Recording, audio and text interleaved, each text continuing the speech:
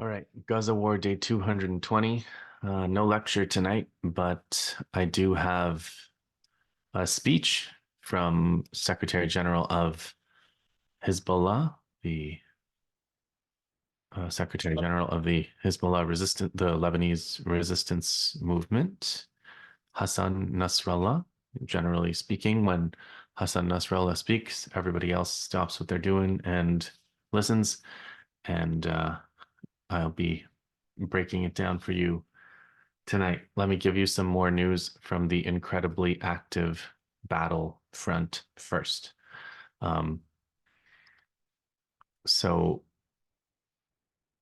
Gaza, an incredibly active battlefront in Gaza, and we can go group by group, okay? The Al-Quds force, the Saraya Al-Quds, the armed wing of the Palestinian Islamic Jihad, they reported destroying Israeli military vehicle with a Thaqib explosive device in Zaytun. The Thaqib explosive device is something that John Elmer can tell you more about on the Electronic Intifada live streams. I think they've talked about it before. I think it's a mine that destroys military vehicles. Salahuddin brigades hit Israeli soldiers in Jabalia with an anti-personnel shell. So they've got um, they they claim that there were killed and wounded as a result.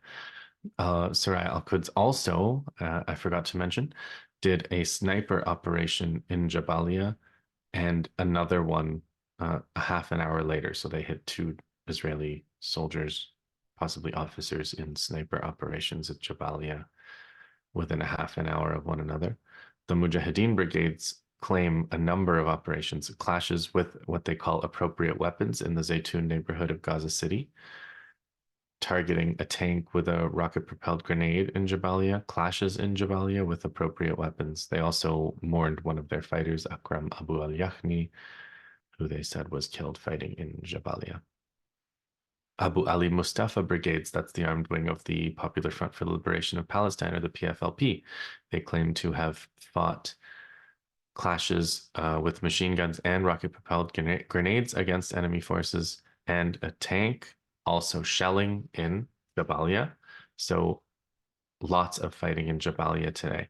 Al-Aqsa Martyrs Brigade, the armed wing of Fatah, the faction that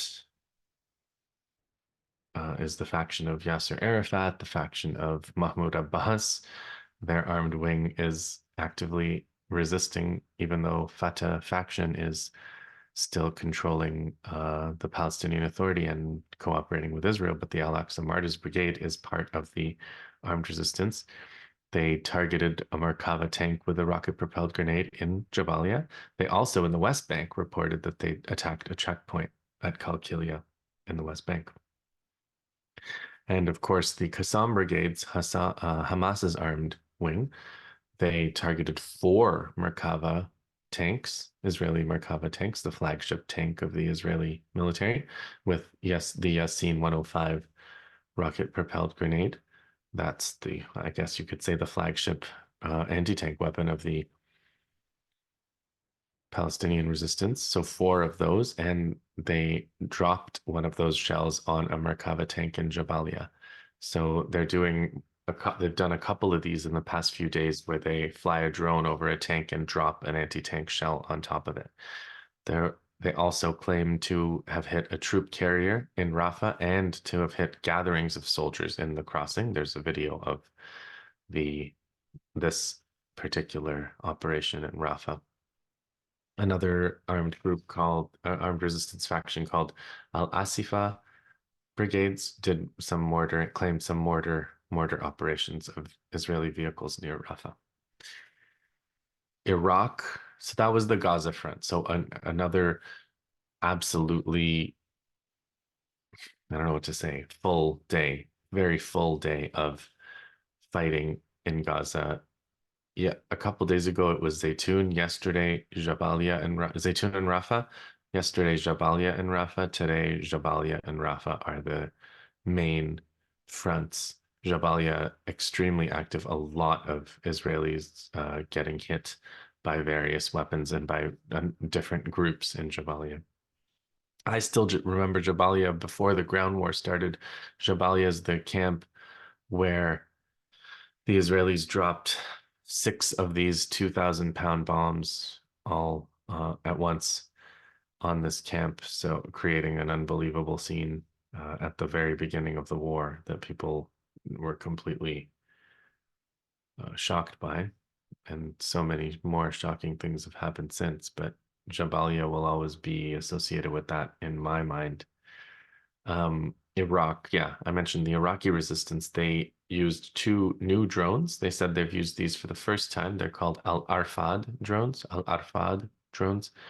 They targeted the Israeli port of Eilat with these drones. The drones look like a plane. They showed the launches of the drones, and they kind of look like an airplane with wings. I don't know how successful they were on the other side, but the Iraqis showed video of what it's like to launch them. Then,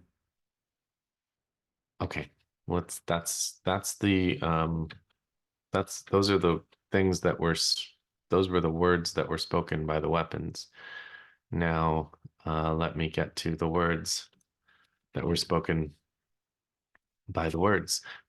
Before I get to Nasrallah, let me say the resistance groups, the Palestinian resistance, in they had a meeting of various armed groups, armed resistance wings. I guess leadership met in Syria, and they just kind of made a statement affirming that their appreciation for the resistance in Yemen and Lebanon and Iraq, the so-called axis of resistance. They stated their recognition of the sinister nature of the total cooperation of the US and Israel. They know that they wanted to say they know that the US allowed Israel to occupy Rafah crossing. They know that they know that there's something nefarious planned with this pier and the plan to have this pier. And they also said that they're going to escalate their resistance and they're going to stick to their principles of total ceasefire, rebuilding, exchange of prisoners, etc. So just a kind of a statement of affirmation. Yahya Sari, the military spokesperson for Ansarallah in Yemen, he also made a speech today, and he also was it was a very strong, I guess, a very tough statement from Yahya Sari. He said, Gaza's a red line. We will not compromise. And we have no red lines that we respect of the enemies. We target things the enemy hasn't thought of and can't imagine. And he also threatened, he said the fifth and sixth stages of this escalation are coming, and we will be doing things in those that even Yemenis and Americans can't imagine right now. So they're making plans for their fifth stage and sixth. Their fourth stage that they're in now, they said they're going to be targeting ships going to and from Israel in the Mediterranean. So their idea is to totally isolate Israel from any shipping, whether it goes through the Red Sea or through the Mediterranean. Now, the main event of the evening, the speech by Hassan Nasrallah, Secretary General of Hezbollah. So I'll go through it and then I'll just kind of emphasize some of the things that struck me about the speech. So first of all, he always starts, and the speech is to commemorate some of their martyrs, one of them in particular, I think. He always starts with commemorating martyrs, but he goes deeper. He kind of talks about the achievements in military technology that Hezbollah has achieved. And he says, you know, these achievements are only possible because of the sacrifices of the martyrs who came before. So he makes this connection between the state that the resistance is in now in terms of their military abilities and the sacrifices that were made uh, in the years and decades leading up to this point. He actually talks a lot about Syria. He concludes the speech with a whole discussion. He often does this. He talks at the beginning and middle and most of his speeches about the confrontation with Israel.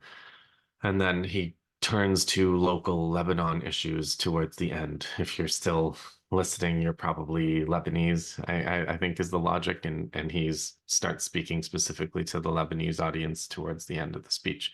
So he concludes with the discussion of Syrian refugees in Lebanon, and he says everybody says they want to resolve the issue of Syrian refugees, and he's kind of sarcastic about it. He says, "Oh, it's good that we all seem to agree because we don't agree on anything." But he doesn't really think we all agree, just to be clear. But he says, um, he basically says the Syrian refugees need to go home, but the sanctions need to be lifted. And so for those people who are saying that Syria needs to go home, Syrians need to go home, well, they should be especially strong in their opposition to US and European sanctions against Syria, which are basically ensuring that Syria can't recover and that there's no possibilities for people to go home in a context of hunger and misery imposed by these sanctions and the just prior destruction of Syria. But he also, in the beginning of the speech, as he's getting into the discussion of the resistance and the confrontation with Israel, he talks about a discussion of Syria, and he kind of talks in terms of a counterfactual. He says, think of where we would be. Think of how bad the situation would be if Syria had fallen to the US and to, the Syrian government of Assad had fallen and was basically a pro-US puppet at this point. Where would Lebanon be? Where would October 7th? Where would the resistance in the Palestinian in Gaza? Where would the state of that resistance be if Syria had fallen and if Syria was one of these other countries like Jordan and Saudi Arabia and the Gulf states that are actually helping Israel right now, which is what the US wanted when they tried to overthrow Assad. And it is kind of scary to think about it. What would have happened to Hezbollah? What would have happened to the Palestinians? I mean, I don't think there's anything that can destroy or that could fully ever destroy an indigenous resistance to their colonization. So it's not as if they would have been gone or disintegrated, but it would have been an immense setback. It would have been a setback for years, maybe decades. Nasrallah says something along those lines in the speech, actually. He commends the student demonstrations, the encampments, which he also says are no less a part of the achievements of the Palestinian resistance. And he actually says at one point, I hope that all the Arab peoples that are watching and still think that the US is this beacon of democracy, I hope they watched what the US did with its police to these demonstrators who were not even saying they support Hamas, who were not doing anything violent. They didn't hurt anybody, but the US still attacked them so brutally. And I hope no one believes that there's still some kind of democratic model for anyone else. And then he gets into what I think is the main analytical structure for the speech. He talks about goals. He says, let's contrast the goals of the resistance and the goals of the Israelis and assess the war that way. So what were the goals of October 7th? He says the Palestinians, their agenda, their future, their whole, there's the possibility of their independence was completely erased prior to October 7th. The Arab countries were going about normalizing with Israel. There were all kinds of economic deals. There was just this sense that Israel was forever. The Palestinians were going to disappear, and they were going to disappear slowly or quickly, and that was going to be that. And today, that's gone. That's not the case anymore. The Palestinian issue is the number one issue in the world, he said. Normalization is off the agenda. Everybody in the world is talking about Palestinian statehood. He mentioned the vote of 143 to 9 at the United Nations to move closer towards Palestinian statehood. They didn't include them, they didn't recognize them, but they enhanced the status of the of the Palestinian delegation. And Nasrallah said that he kind of took another moment. He's done this every time, but he kind of makes fun of the small countries that vote for the US. And he says, with respect to the people of these countries, I don't know what these countries are. I don't even know. I have to look them up every time. So he kind of makes fun of, the island states, I guess, that are basically colonies of the US in de facto that always vote with the US. Um, then he gets into, okay, so that was the goals of the resistance. The goals of the resistance are to put this on the table to bring the issue of Palestinians back to the world stage. And then the Israeli goals. Well, he says the Israelis have stated their goals. They want to destroy Hamas. They want to get their hostages back. They want to, what else do they want to do? They want to destroy Hamas, get their hostages back. I don't know, occupy it long term, or I can't remember. I guess those were the two main goals, right? It's slipping my mind right now what the Israeli goals are, because whatever they've done has been so counter to their goals. But Nasrallah points that out. He says, well, they haven't got any of their hostages back. They've killed many of their hostages. They haven't destroyed Hamas. He said they've been talking about how there's 24 battalions and then there's four left and they have to invade Rafah to get those last four. But now they're fighting in Jabalia and Zaytun and Gaza City again. Who are those battalions? He said this is why you should understand very clearly that everything they say is lies. And what's really happening is they are not achieving any of their stated objectives. And on the contrary, they're he cites some polls, which he says he follows the Israeli media very closely. I don't, but he mentions these polls. He said something like 30% of Israelis say they can't live in Israel under these conditions. He says somewhere between 40 to 80% of those hundreds of thousands of Israelis who have left say they won't be returning. He says Israel's shown that it can't protect itself, even with help from the Arab states, the US, Britain. It can't stop Iran's missiles. It can't stop the Iraqi drones. It can't stop the Yemen missiles in the Red Sea and soon in the Mediterranean. And so he goes through all these different fronts, the so-called support fronts that they're called right now. And then he says, ultimately, though, it's Gaza where this battle is being decided. And in Gaza, they have this dilemma. If they stay in Gaza, the longer they stay, the more they face attrition. They're facing attrition, they're facing economic losses, they're facing psychological strain, their whole society, and they're facing attrition of their soldiers, their vehicles, etc. And if they leave, if they go with the ceasefire proposal, I'll get to his assessment of the ceasefire, the latest round of ceasefire talks in a second. But he says if they go with that ceasefire proposal, that's admitting defeat, which they don't want to do.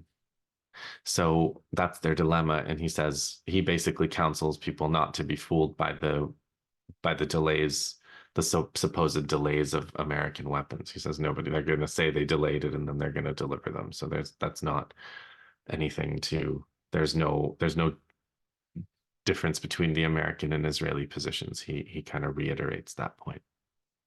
But then he talks about how Hamas really messed Israel's plans up and Netanyahu's plans up when they accepted that ceasefire proposal. He said, Qatar and Egypt put together this proposal and they presented it to Hamas. And he says, Netanyahu is never seen praying, but they've shown photos and videos of him praying, and he was praying in his prayer outfit. And he said what he was praying for was that Hamas would not accept the ceasefire deal. And then when they did accept the ceasefire deal, this ruined the entire plan that America and Israel were setting up for them, for which they would have blamed everything that happened on Hamas for not accepting the deal.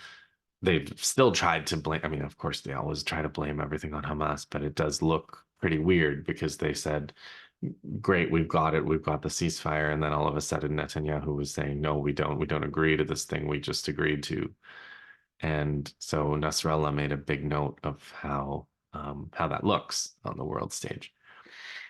And he concludes, more or less by talking about the importance of armed struggle, the importance of speaking the only language they understand, which is the language of force. The only way they can free themselves is through their own hands, their own strength. And he basically said nothing will stop us in Lebanon from fighting to support Gaza, to help them. And the only way to stop this support front is to stop the aggression on Gaza. So that's what I took from it. It was, I don't know, an hour, 20 minutes, but that's the main points that I took from it. It's a lot of the analysis that you've been hearing from us here. It's, of course, because we watch these very carefully and we take notes and we try to understand what Nasrallah is saying. It was a very confident speech, still a very analytical speech, and I mean because he's got this kind of religious perspective, this, I guess, faith-based perspective that about martyrs too, that, you know, martyrdom is also something that a person of faith aspires to. It's the highest aspiration. He kind of says at the beginning that it's the highest aspiration you can attain is to to die in the service of a cause so righteous as this one. So I think that faith-based kind of perspective makes it less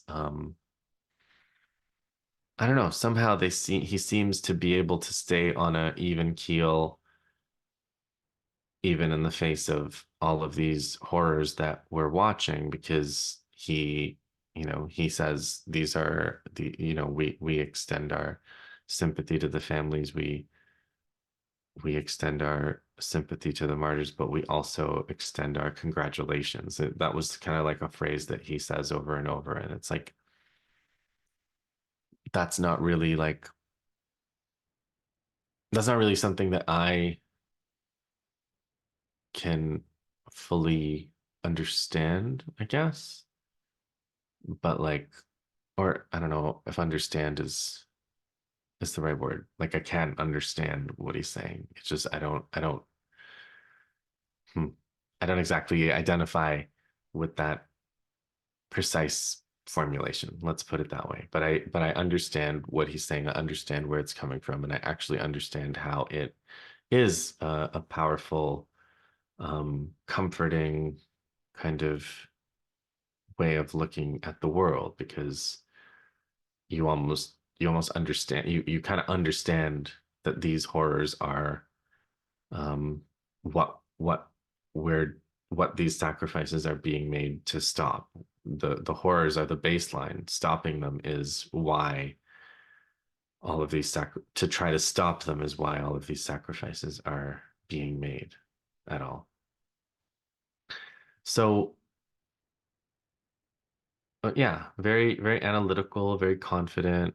He emphasizes the goals of the resistance and the goals of the Israelis. He says the Israelis are not achieving their goals. The resistance is slowly achieving their goals. He says he also kind of makes some notes about how to get your news. He says he follows the Israeli media very carefully. He does not. He says you shouldn't bother with the pro-Israel Arabic channels, which are defeatist. And he says, according to his reading of the Israeli media, he says there's a consensus in the Israeli media that Israel has lost. That's one phrase that he uses. He says the Israeli media have a consensus that Israel has lost the war. Um, I mean, in terms of the ongoing moral collapse of Israel, he's definitely got many good points. You probably saw the Israelis setting fire to aid trucks from Jordan, knocking aid boxes of aid and wheat and flour onto the ground and celebrating the blockage and destruction of food aid to Gaza. So Israelis doing Israeli type things. Rafah crossing is closed fully for the fifth day in a row. The Israelis targeted and killed people in a marked United Nations vehicle. So shredding the charter the other day wasn't enough. They're also killing UN personnel again. Um, I don't think I mentioned in the last sit rep when I saw the Israeli ambassador to the UN shredding the charter and saying you're shredding the charter as he was shredding the charter. Um, I also was reminded that in 1975, when Resolution 3379, Zionism is Racism, when that passed at the General Assembly, the Israeli ambassador to the UN, I think it was, or maybe the prime minister or something, he took the resolution, a copy of the resolution, and he ripped it in half. So Israel has a proud tradition of going up in front of the whole United Nations and the gathered countries of the world and ripping up United Nations documents. That's one of the things they do. But back to Nasrallah's speech, I think there's just a kind of reiteration of the notion that these sacrifices that people are making, the many, many deaths, you know, which, as I mentioned two sit reps ago, could be much higher than we've been counting, since the counting is essentially stopped at 35,000. He says these deaths are not in vain. These deaths are not in vain. These deaths are um, they're on the road to victory, I guess. But one of the things that come that many of the reports that you read on in the resistance news channels is, like, they always say this is a war of victory or martyrdom. So I guess this is the perspective from which someone like Nasrallah comes from, and that's what informs uh, the the kind of analysis that he makes. So it's yeah, it was a speech meant to reassure, I think, the followers that they're on the path to they remain on the path to victory, that Israel is not going to win this. And the other thing I found as he talked about the dilemma, I'll leave you with this thought. As he talked about the dilemma Israel has between attrition and defeat, like just declaring defeat, accepting a ceasefire, accepting defeat versus continuing attrition, was, I think that the resistance is thinking of this as a long war. And I think while we who are watching the humanitarian situation just are so desperate for it to stop from a humanitarian perspective. And it's also very clear that Hamas and the resistance also desperately want it to stop from a humanitarian perspective. From a military perspective, the longer the war goes, the worse it goes for Israel. So it's two totally different calculations. On the one hand, the military equation is a long war favors the resistance. The humanitarian equation is the war has to end now, and it should